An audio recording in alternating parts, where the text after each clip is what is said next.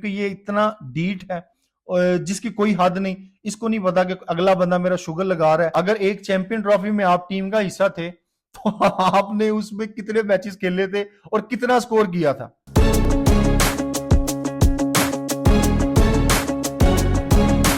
अपने इस चैनल पे हेड बाबर थ्योरी वाली सीरीज पे वीडियोस अपलोड करता हूं।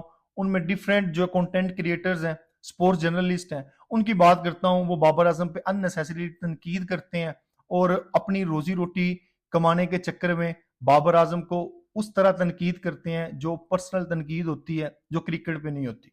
और मैं उनके खिलाफ जो वीडियोस भी बनाता हूं और आप लोगों को एजुकेट करने की कोशिश करता हूं कि ये लोग क्रिकेट की बात नहीं करते, ये लोग पर्सनलाइज तनकीद करते हैं। उनमें एक नया बंदा और एड ऑन हुआ है, उसका नाम अहमद शहजाद है। ताबिश के प्रोग्राम में वो आता है, एक साइड पे इमरान नजीर होता है, दूसरी साइड पे इमामुल हक होता है। फिर ताबिश खुद भी एक अनबाइस्ड बंदा है। वो सब मिल के इसकी तसल्ली करवाते हैं क्योंकि ये इतना डीठ है जिसकी कोई हद नहीं। इसको नहीं पता कि अगला बंदा मेरा शुगर लगा रहा है। ये उसी तरह अपने उस मतलब सेल्फ ऑब्सेस्ड बंदा जैसे होता है कि उसको नहीं पता चल रहा होता कि मेरा कोई मजाक उड़ा रहा है, मेरा तमस्कुर उड़ रहा है और वो वही बातें जो है वो करी जा रही है। ये अपनी मस्ती में मगन होते हैं। जिस तरह हमारे यहाँ चौकों और गलियों में साई लोग होते हैं, उनको नहीं पता लग रहा होता कि लोग उनका मजाक उड़ा रहे हैं, वो क्या बात कर रहे हैं, उनके मुंह से रालें टपक रही हैं, लेकिन वो अपनी बात जो है वो जारी रखते हैं।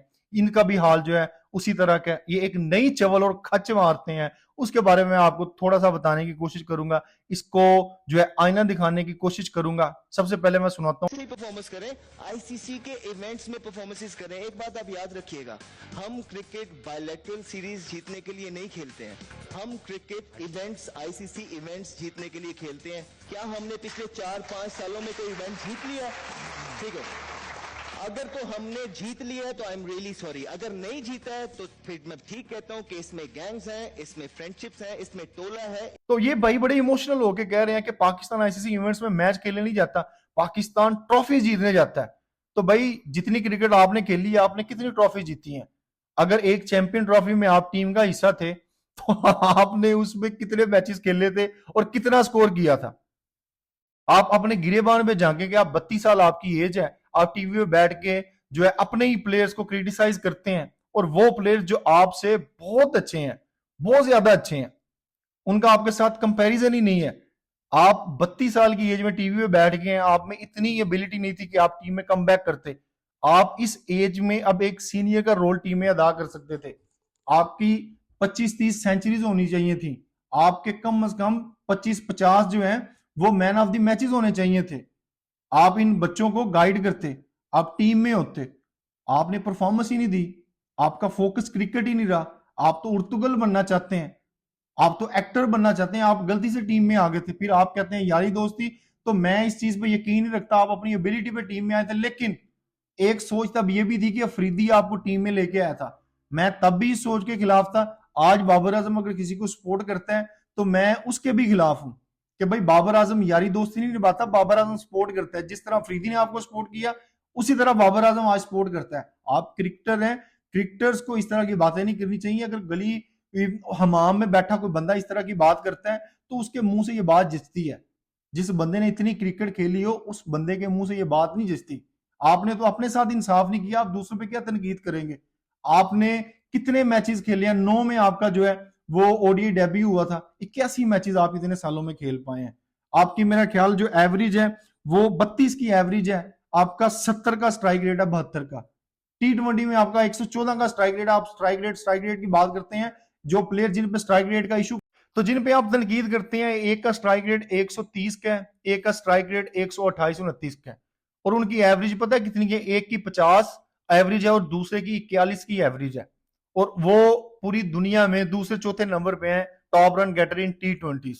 तो किस मुंह से आप उन पे बात करते हैं?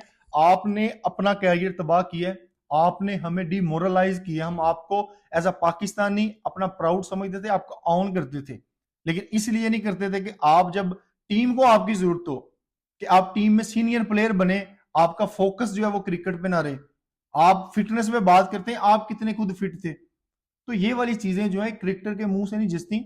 मैं भी आपको डिसरिस्पेक्ट नहीं करना चाहता। आपको एक दौर में बड़ी सपोर्ट की है और आज जिन प्लेयर्स को हम सपोर्ट करते हैं उनको उनकी क्रिकेट की बेस पे सपोर्ट करते हैं। और आप जिनको तनकीद कर रहे हैं उनको क्रिकेट की बेस पे तनकीद नहीं कर रहे, आप अपने पर्सनल ग्रजेस जो है वो उन पे निकाल रहे हैं।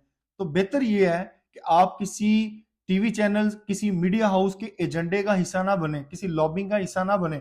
आप बार बार लॉबिंग की बात करते हैं, आप खुद लॉबिंग एजेंट बने हुए हैं और हमें पता है कि इनके लॉबिंग एजेंट है। जो क्रिकेटर्स हैं उनको क्रिकेटर्स के बारे में इस तरह की बातें नहीं करनी चाहिए। वही बात मैं कहूंगा, गली में बैठने वाला जो अंकल है, जो हमाम में बैठने वाला बंदा है, वो इस तरह की बातें करता है। कोई भी एक्स क्रिकेटर जो है वो टीवी में बैठ के इस तरह की बातें नहीं करता। आप तो एक अपडेट साई है जिसको पता ही नहीं है कि लोग उसका मजाक उड़ा रहे हैं। टीवी चैनल पे बैठे होते हैं, चार बंदों ने आपको घेरा होता है, आप शुरू हुए होते हैं, आपको पता ही नहीं चल रहा होता कि जो मैं मुंह से बात निकाल रहा हूं उसमें मेरा ही मजाक बन रहा है। इतनी तो सेंस आप में खुद नहीं है, आप में पर्सनैलिटी ग्रूमिंग वाला कोई चक्कर नहीं है कि जब आपको शोहरत मिलती है, आपको पैसा मिलता है, आपको फेम मिलता है, तो पर्सनैलिटी ग्रूम किस तरह की जाती है, अपने आप को जो है वो मेच्योर कैसे किया जाता है, लोगों में प्रेजेंट करने का तरीका क्या होता है, ये सारी चीजें आपको नहीं पता। इसी वजह से आप टीम में बाहर हैं, आपको